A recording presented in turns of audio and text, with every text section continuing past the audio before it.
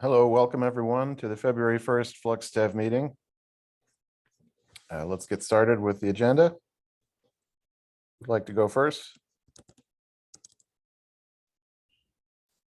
It's a bit early here, so I don't have all of my faculties about me here. I don't actually have the agenda in front of me, so I'm not sure what is first. First is the current GA focus. And we haven't updated the GA project starting this year since Paulo is not here anymore. So I don't think we have anything to talk about there. But we should remind ourselves to add things to that board. Okay, good learning lesson. Yeah, we had a bit of discussion about that off camera as well. Okay, so everyone please remember to add issues to the board as you create them or as you're working on them. I see also a note here. I'm going to assume this is from Daniel about Season of Docs. We like to write a proposal for Season of Docs for Google Season of Docs. So please follow that link. And if you're interested in that. And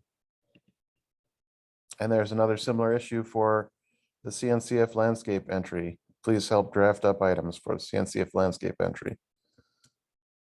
Where is that displayed? I'm looking at the review number 2 here. Or I guess this is bullet number 4.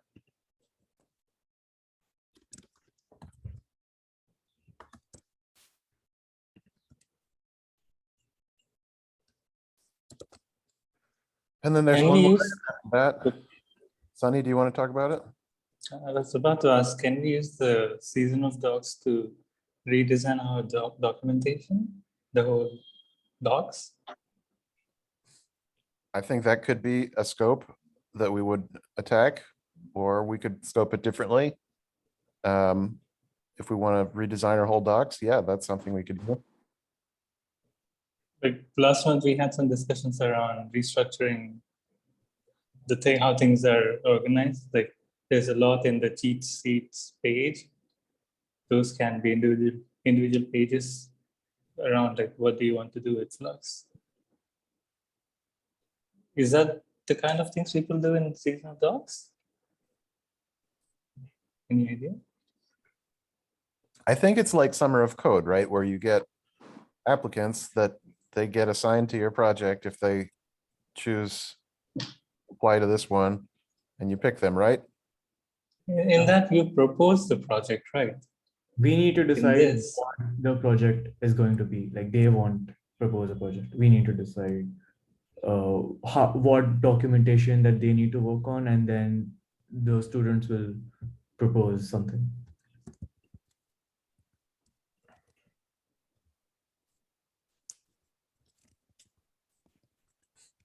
So usually in Summer of Code, you have like maintainers create a list of things that people can apply for, and we'll receive submissions, and then we can decide who will be doing this. So in this case, do we provide some ideas around docs, multiple ideas?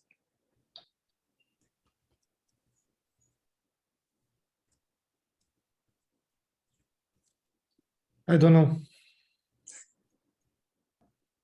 I think for whoever would join this project to do that work, we would have a large task of educating them on how the project works first. And that would have to be part of the scope of the project. Unless we can find someone who is already fully aware of how it works, which might be rare from the pool of applicants of Google's Season of Docs. How do other projects do this? Do they just focus on improving the docs instead of laying out the basis? Or, I mean, it can be expected from anyone just jumping into writing documentation that they need to get familiar with the product. So how do you get from, I don't know. Sounds like you need to write almost like 50% down yourself, and then someone can refine that based by looking for the breadcrumbs and filling in those bits and pieces into the doc. Or So from what I've seen, a common theme is if a project wants to revamp their documentation, like the content is the same, but they want to make it more organized and make it look better. That is a good project, but I'm not sure if we want to do that. So CNCF tag docs, or I don't know what it's called. Anyway, let's discuss this with Daniel. What's the point of discussing it if no one here knows anything about the process? I know for sure that the docs were audited, new schema for the whole docs was proposed. There are issues, there is work in progress made by Daniel and someone else, but I don't know, talking here without the person that actually was involved into this feels strange.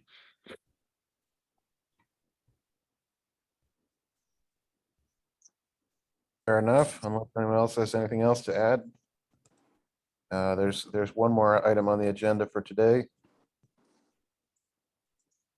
Sunny, do you want to talk about this new repository? All right.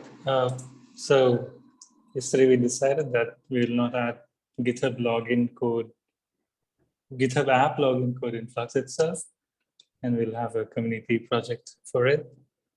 So it's a request to create a repository.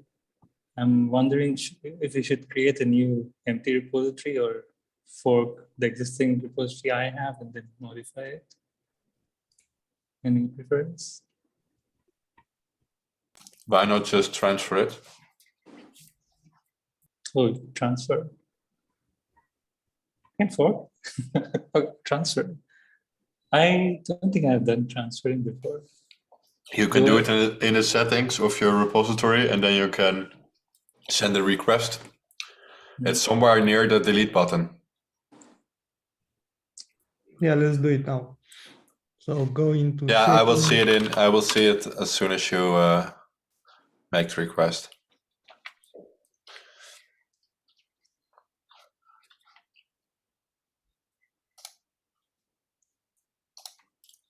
So you're fine with the name GitHub App Secret? Or is We there a can better always name? change that. Yeah, it should be something like GitHub app, what in auth or something like that, auth gen or whatever. Refresher? I don't know. We can change it afterwards. Yeah, it will Also, do a 301 anyway as soon as you change the name, so we can think about it for some little more time and then just. Yeah, I also assume. I don't like the fact that the actual binary is different from the project name. If the binary is GH app secret, then the repo should be GH app secret. Oh, in this case, I was first thinking about the library and then started writing a binary. If you are having a binary, or I'd pick a short name. It's very annoying, or create an abbreviation of your long name. So just pick the first letters of every word or something, because otherwise it's going to be a fucking pain.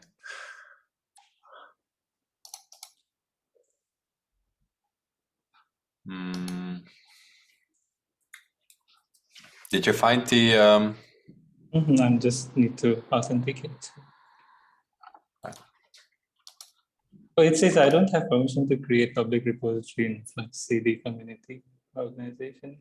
You can send a request, right? Wait, let me. Oh wait, the other thing you can do is send me an invite as a collaborator, and then I can just transfer it. Okay. Or now you need to send me an invite as an admin. The highest possible thing, I think. Hey, transfer.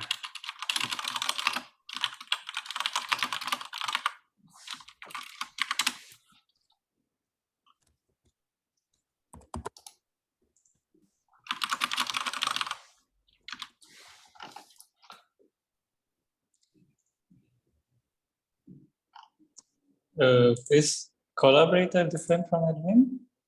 Oh, Same, wait, I'm right? reading up on. Send you a request. Oh, you must have. Yeah, I will just check. I am almost always admin in between the things I'm working with, so this is a new experience for me. Role has to be admin.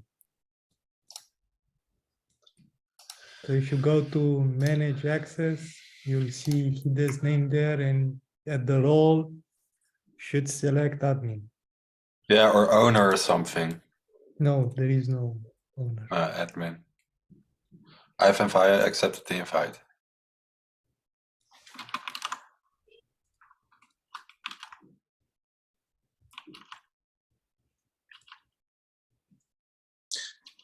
Wait, I think I'm looking at something. So in the project settings page, left side is general collaborator. Under collaborator, there is role. And that's the highest, that's the only option you have? There's manage access and you are a collaborator. I don't have any other option to add any role. Let me go to a repository I have admin rights to. So on collaborators in Teams, you are there, right?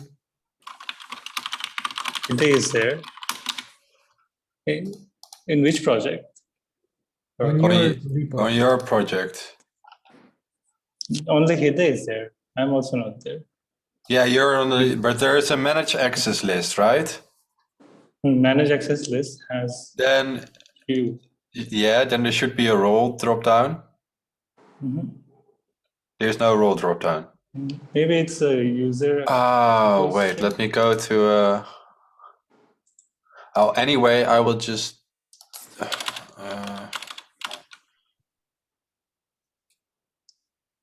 oh, I think I've heard our corporate IT people mention something like this before. Like it's very difficult. You basically need to be invited to be an admin of the organization, and only then you yourself can transfer it if it comes from a personal account. Due to how you need to jump through permission hoops. Okay, I'm going to do the opposite then. Wait, people, I remember. Opposite, but adding me in the organization. Yep. Or you can just fork it. Or create an empty report. You should be able to do it now, I think.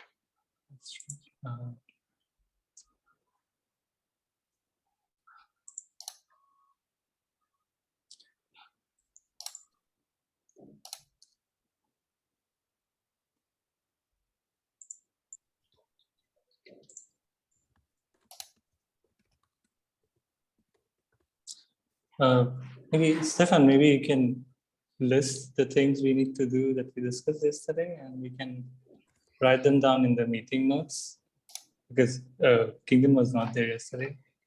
Go through the things we need to do, build images, examples, those things. Yes. Is it done? Is it moved? I just accepted the organization invite, doing it.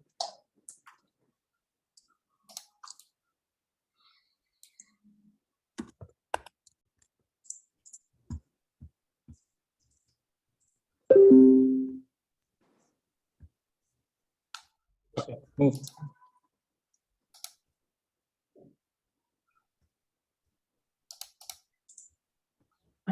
Okay, so let's note down some initial tasks for it.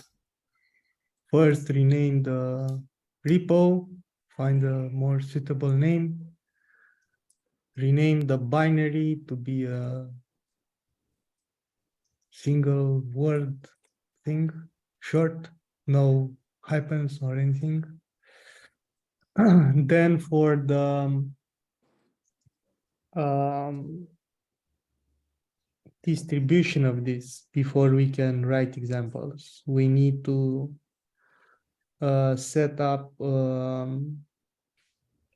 build, push, and sign workflow, like like we do with, I don't know, the Flux CLI, for example, and other controllers, everything. So it should use the same Alpine version, and we should publish this as a multi-arch image signed with cosign and GitHub OEDC. So someone has to create a container repo for this project, allow the repo to write there, and only then in CI, and also make the repo public. And then we can set up CI, and CI will be able to push and sign there. So one deliverable will be, we need to have a container image with this binary inside and anything else it needs. Does it need the GH CLI or Nothing. nothing? I'm using Go to build it. It's just putting the binary in the container. Done. Nothing. And Go has multi-arch build as well and provides SBOM as well. Everything's there.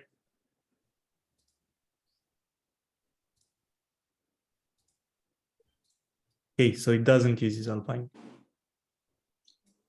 We So can this change will it if be- you distroless Debian.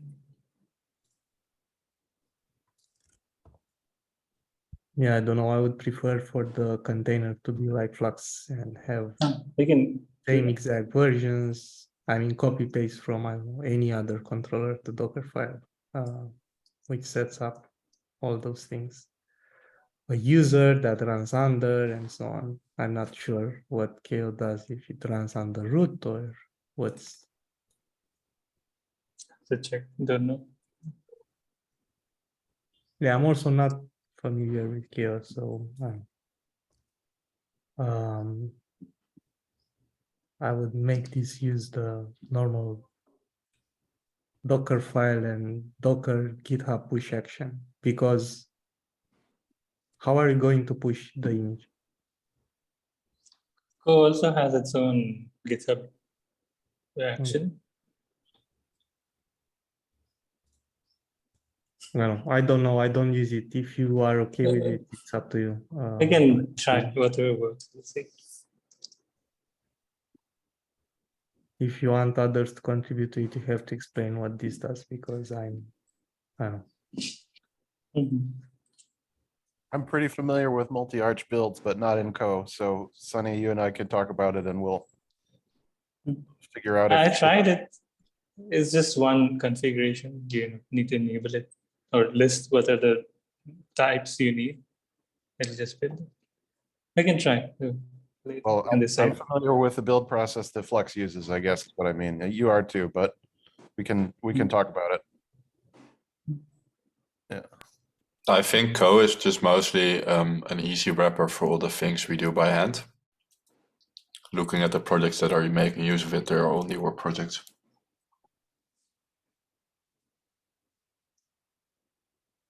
Oh, it's from Google. Interesting.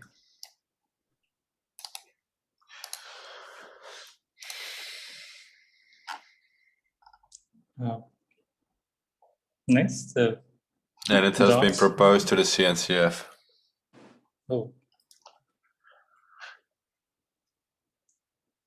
Yeah, anyway, it's one more tool that everybody needs to learn, maintain, update. No, you need to learn less. That's the whole idea about it. I'm reading the README now, and it's basically built on the experience of building Docker and Kubernetes. And the way we are building our multi-arc images is by using the library that also Docker uses to build multi-arc images. So they're basically just abstracting away all the things you don't want to know to be able to effectively build multi-arc images and also sign them using SBOM. So it's in our best interest to kind of look into this, because it would simplify things we are managing by hand a lot, and it would also reduce maintenance costs, because Co is now maintaining those bits. Plus it's moving into the CNCF, or at least it has applied to move into the CNCF. So I see benefits of using it and not downsides. Okay. So are we migrating all of Flux to Go or what? No, not saying that, but I would say that using this mini app as a test bed for using Co and then slowly moving to Co is a good step in the right direction. It's not even tied to our main organization. It's a Flux community project. So all of the other things in that repository also have their own ways of dealing with things. I don't know if you've seen how the Helm chart is managed, but it's a very interesting approach. Which Helm chart? The Flux too? Or? Yeah, the Helm chart within the Flux community repository organization, I mean. It's using the Helm actions.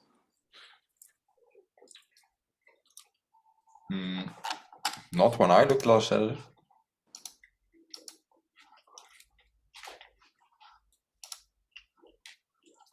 Yeah, you're meaning packaging.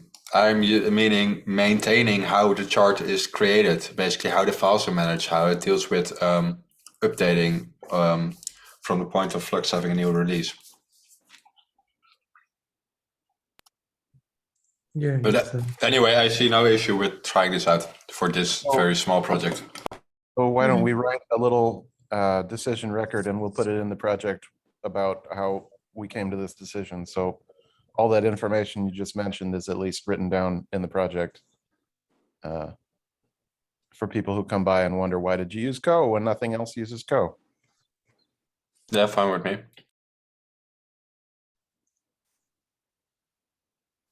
I can help with that.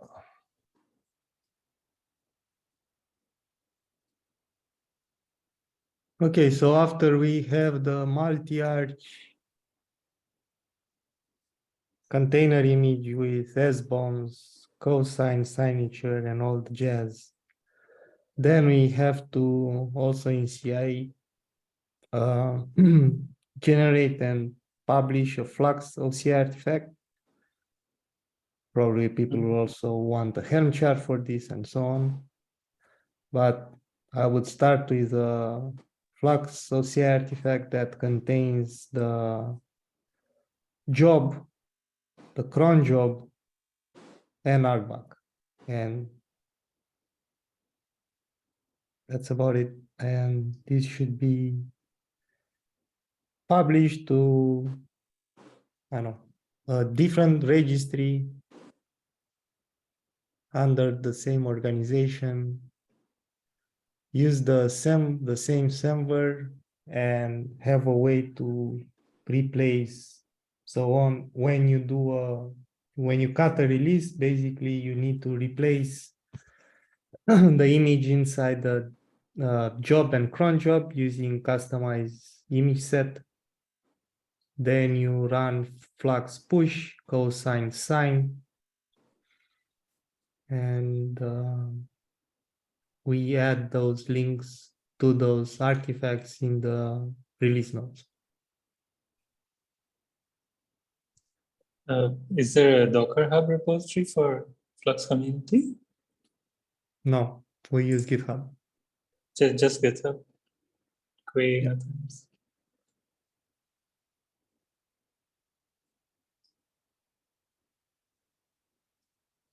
So after we have the container, the OCI artifact on how with all the deployments, then we have to write a doc in, I don't know, Flux website under use cases or something like that, on how to set up this for one or more namespaces. And I don't know, an example could be with notification controller, creating a provider that uses the generated secret. And another example, how do you use a Git, how do you set a Git repo to clone repos using a GitHub app? I think those are the two use cases, right? You can also pull container images using the GitHub app thing. You can also use You it should for know. bootstrapping. if you have a place where you need to procedurally bootstrap. To the app, you provide permissions separately. So you can provide container registry permission as well. Okay. So this can also be used for OCI repository secret rep, where the repo is hosted on GitHub. Mm. And I think we should document a lot of different use cases. Like one of the use cases I really like is you can create an app and install it in one repository that is under Flux now. Later, if you have another repository, install the app in that repository as well. These two are maintained by same authentication token. The same secret can be used for both now. So it's easy, less things to manage. It's the same as a path, right? If I install Flux using the path, Oh, right, not bad. and then you add my user to your repo, then of course Right. Flux using my personal access token can clone your repo. In the same way, you can add, instead of adding a person, you'll add a GitHub application to your repo, and all the things apply to the GitHub app. The main difference is you don't have to create an account for Flux and pay for that on GitHub. You can create an app. And I'm guessing there are other advantages. The access control is better for apps, right? So yeah, it's more granular, right?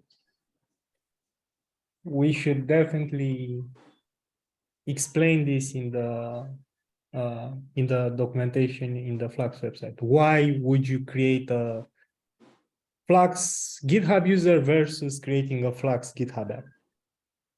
Right? Why, when you should choose which, and what are the advantages and disadvantages? Each thing. I'm guessing GitHub app is better than user overall. You pay less, you have better ways of restricting what Flux can do to a repo and so on. The disadvantage is Flux does not work natively with that, so you have to use cron jobs, set this up before you can do even Bootstrap, which is a chicken and egg problem if you, I don't know. Or maybe you can use the binary locally, run Flux Bootstrap with that token, right?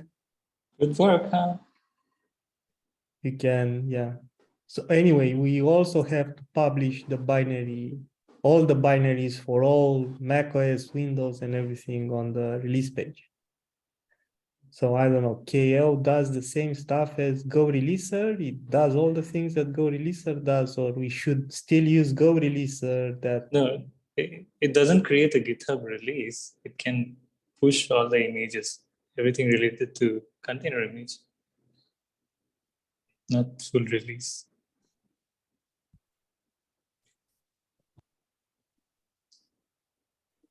So we'll have to do some design understanding to figure out how we can build Go Releaser into Go, or look for a good example. Maybe they already have some integration. I'm sure it's not the first time someone's tried this. No, Go Releaser just added experimental support for KL. So Cool. we should look into that.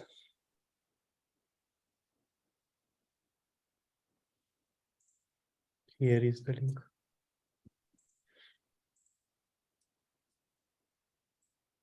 And I see you can actually change the base image from chain guard to Alpine like we do for all our images. I noticed that in the docs, it says Go docs, it says chain guard is the default image.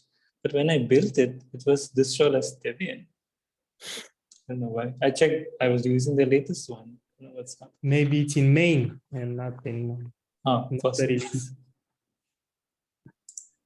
But anyway, we can change it, and I'm for changing it to Alpine. So all the things in Flux system have the same base image. They can be patched. If you use Alpine as your base image, there are container registries which can swap that without us having to rebuild it. I don't know how Chainguard static works with that or whatever, but I'm for using the same base image if we can.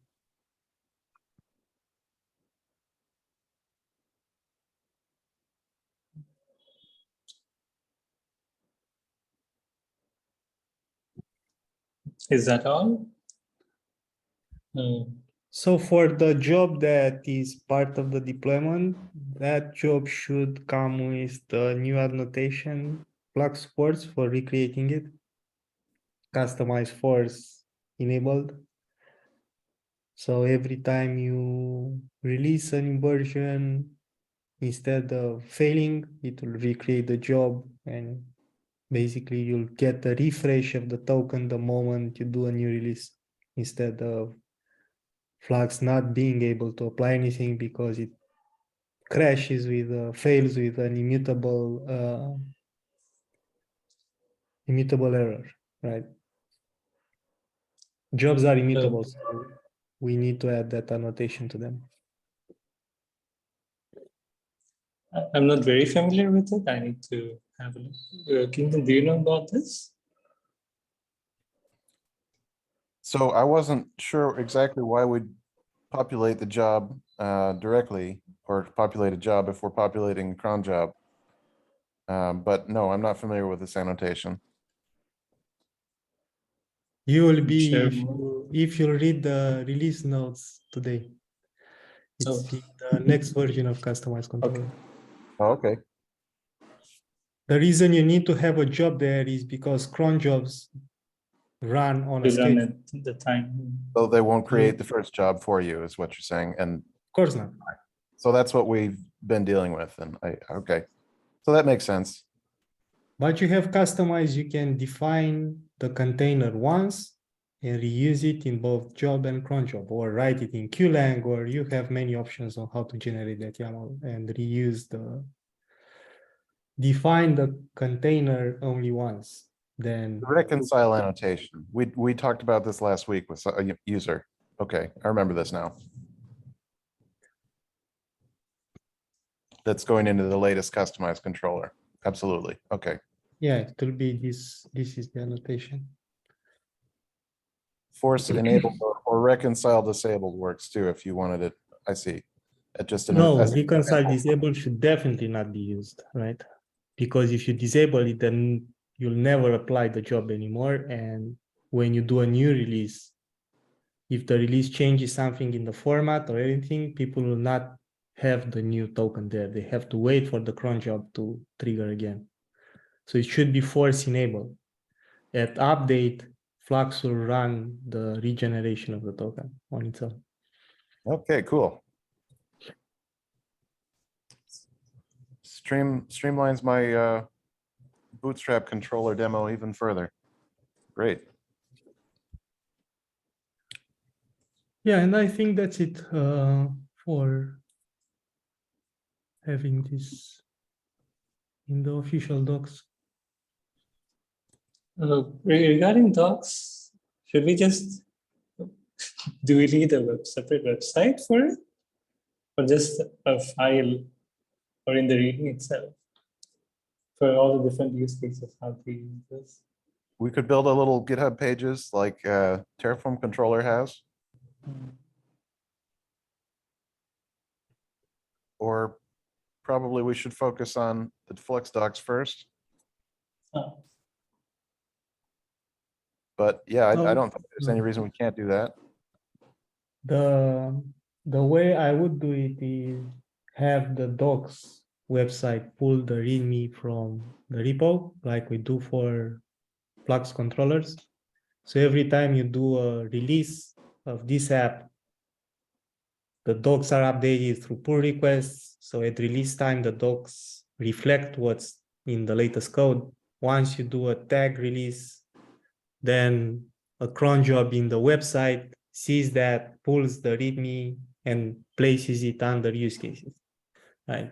So if you need to change the docs, you don't do it in website, you do it in the project repo, but the docs are published on the Flux website, and we don't invent another website that we can track. We don't know how many visitors are there, and we also have to create stats for it and have a bunch of things for 2-3 pages of docs, right?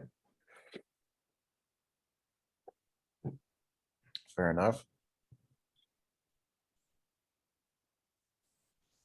And being markdown, you can also read it through GitHub by clicking on the docs directory in the repo directory, right? It's markdown.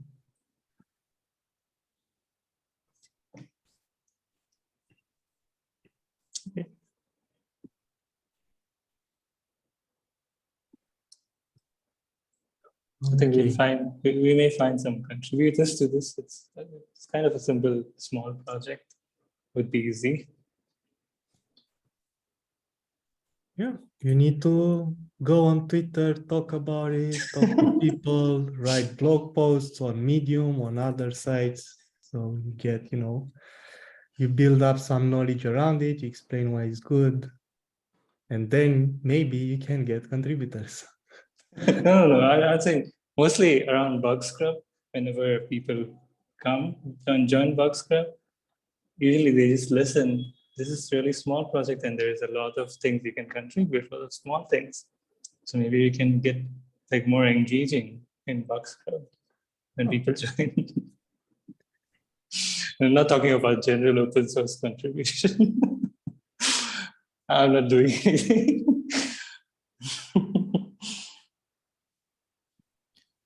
Yeah, we have a lot of random people drop by Bug Scrub from different organizations that they're interested, they don't know how to contribute, and we don't always have something for them. So we could spend some of our time working on this there, and I bet we would get some new contributors that way.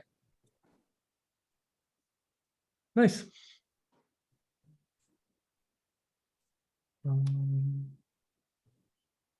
Yeah, if we are at this topic with jobs, I have some ideas on how to improve the job management of Flux. So what happens now is that, and this is not a Flux thing, it's a Kubernetes thing. So if you create a job, that job will create one or more pods depending on the setting. Or if the job fails and you have retries, it'll create other pods and so on, right? Let's say the job is successful, so you have the job object and the pods. Now you change the container image, you have the force annotation, or you have force equals true in the customization spec. And what Flux does, it says, oh, okay, I can't apply this, it's immutable error, but the user instructed me to recreate it. And when the job gets recreated, the old pods, which are terminated, are left there in etcd.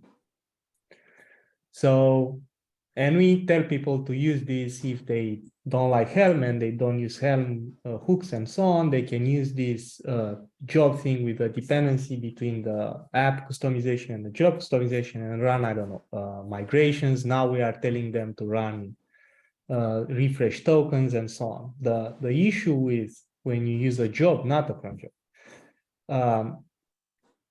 every time you recreate them, the pods don't get deleted. So if you delete the job, the pods will be there forever. And what happens is that after, I don't know, if you do a couple of releases per day, after a couple of months, your etcd will be filled with tons of garbage, which are pod specs left The there. completed pods, right? Yeah. With completed status, right? Yes, and they pile up forever. And it's really hard to delete them on your own because they have different IDs from the previous job that was recreated. So that job is no longer in etcd. Basically, it has no owner ref anymore, but for some reason, the Kubernetes garbage collector does not work on jobs. They added a TTL to jobs to solve this issue. So when you create a job, you add a TTL to it. And what Kubernetes does, it doesn't only delete the pods, it also deletes the job itself. And Flux is, oh, there is no job, let me recreate it. So if you add TTL to your jobs, you'll be running migrations out of sudden, even if you don't want to run it, and it's really, really nasty stuff. You can't enable TTL because once you do that, Flux will see a divergence between your desired state and so on. So in order to solve this issue, Hide, can you tell us what Helm does with the jobs?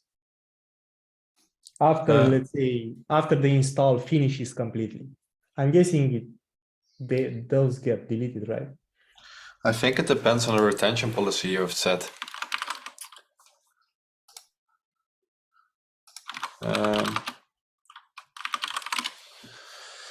If I remember correctly.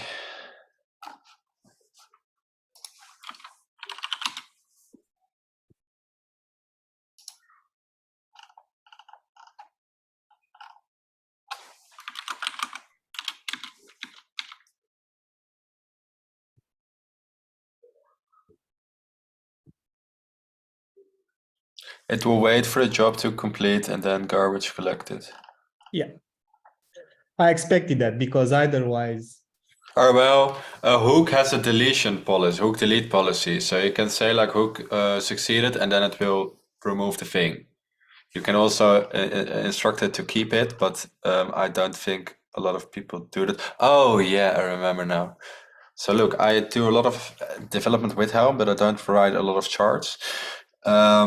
You have a hook delete policy, and then you can either say before hook creation or when hook has succeeded. So it either garbage collects it before it creates a new one, which would give you the benefit of being able to debug it either if it fails, but also if it succeeds. Or you can say, okay, if it succeeds, just delete it so that you don't end up with a loose resource in your cluster. Yeah, so a long time ago, I wrote a CLI to run jobs, and I have this code which basically he's able to clean up pods. It's really, really simple. These pods are annotated with, you can really track they come from a job if the job exists. So what I am proposing with doing customized controller is you create a job, you add a job to your repo, right? Flux creates the job, runs the pods are there. We don't touch them. The moment you change the job, and if you have force enabled, when Flux deletes the job, first it deletes the pods from that job, then it deletes the job, then it recreates the job and you get the new pods there. And this will basically, and there are two ways of, I was also thinking like adding this behavior only if garbage collection is enabled. So you can, if the customization has proven true, then we are going to garbage collect the pods of all job runs. If garbage collection is not set, then we'll leave it like it is today, and people, if they don't expect Flux to delete objects which are deleted from Git, then they shouldn't expect Flux to touch anything, delete anything on the cluster, right? So it wouldn't be okay to always delete the pods. So delete them when garbage collection is enabled. And that will mimic the default behavior of Helm, right, Hide? Sounds pretty much like it, yes.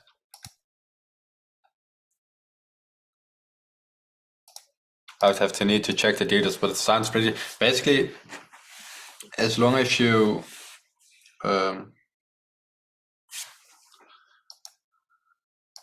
have some retention, it would just work. Wait. Can I get back to this somewhere when I have time to actually look into detail what Helm does again? Because I don't have the details of Helm's default. I just expect Helm to work. It's not my concern specifically, but I can look into the details and advise. Yeah, okay. Let's rediscuss this the next meeting. And after we settled on a behavior, we can create an issue, and the implementation should be really easy. Determine the pods and delete them. Just we need to know when to delete them and what things should be guarding the cleanup. But without cleanup, I really think this future of force creating jobs is not useful in Flux and is like a time bomb, because people are using it, but they are not aware that their etcd gets cluttered if they don't have some monitoring set up. Or and for, I don't know, I'm guessing this also can result in higher costs depending on the cloud you're running. The more data you have in etcd, you have to pay for storage. I'm not sure, but besides cluttering etcd, it may have either unwanted side effects like extra costs just because those objects are there. Anyway, it impacts a lot any watcher of pods or any get list pods without any filter, right? Because you have hundreds, thousands of pod specs in there piling up over time. So it can have like really bad side effects once you leave it running for a very long time.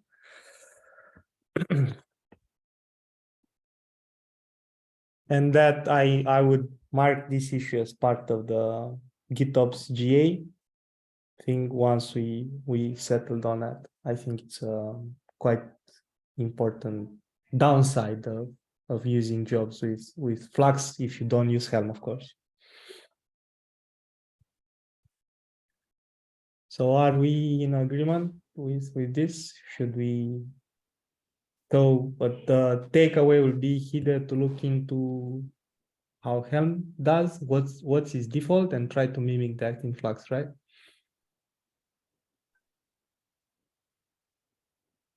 Yeah, that sounds fair.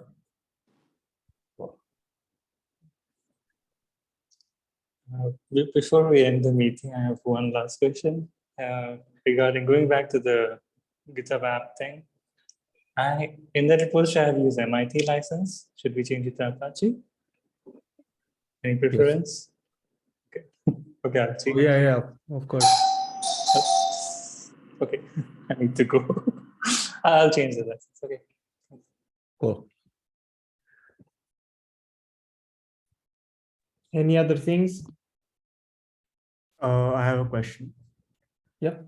So if we have a customization which is pointing to a Helm release, and that customization has prune as true, like pruning objects is enabled, and then we delete the customization, what we would expect is the Helm release to get deleted because prune is enabled.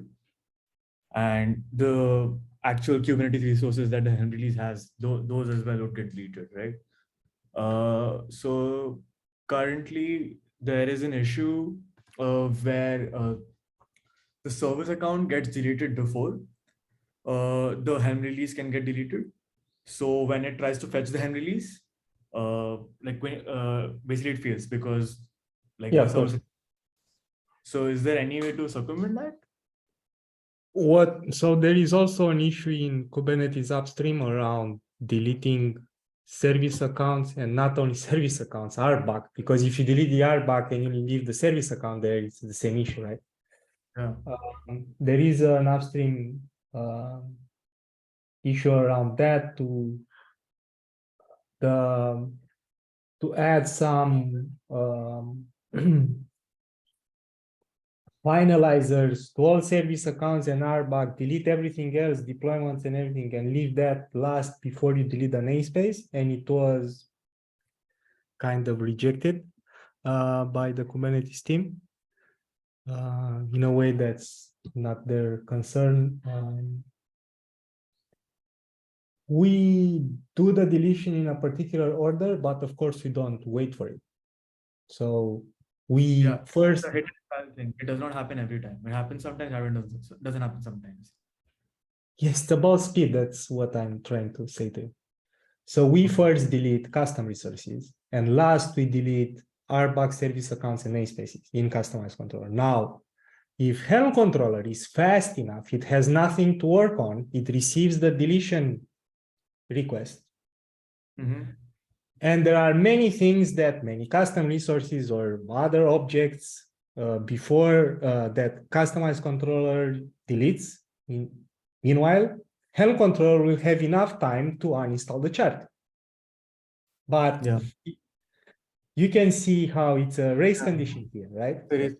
If you have one Helm release, one service account, one cluster role binding, and the namespace, customized controller will delete them in order, but there is not enough time because there are so little resources not enough time for Helm controller to impersonate the service account before the service account gets deleted.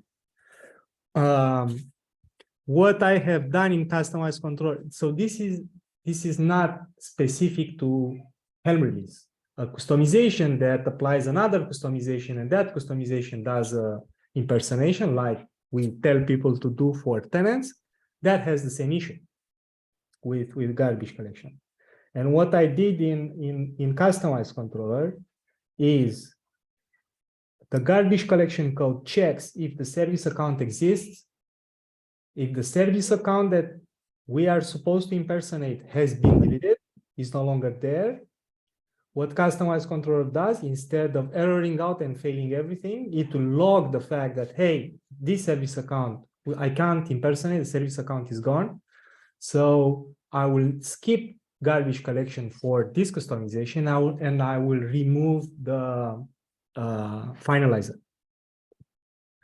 And what happens is that customization gets deleted and everything else gets deleted by the upper one. So this is how I've made possible for people to delete tenants by deleting their namespace. I think the same stuff should happen in a Helm release. If Helm controller receives a delete action and the service account that it should impersonate is not there anymore, it should say, hey, I cannot garbage collect the resources from this Helm release because the thing that I should impersonate is not there. And I'm assuming the higher entity that did that will do the garbage collection for me, and I will just remove the finalizer. And this will solve 99% of the use cases, because usually what you do is you remove a namespace. So all the things, the namespace where the Helm release is. So all the things that got installed from that Helm release are in that namespace. So Kubernetes itself will delete all things. The problem is we fail the Helm release, the finalizer stays there and locks down the namespace and everything else. So you have a bunch of resources stuck in deletion. I think I've told you, Hideo, a couple of times about this behavior. I don't know if you agree to it or not, put it in Helm controller, but that's my suggestion as the solution to this. Okay. Yeah, that's what I'm facing right now. But yeah, like I need to find a way to basically make the pruning happen. But we can take this up in another meeting. Like, yeah.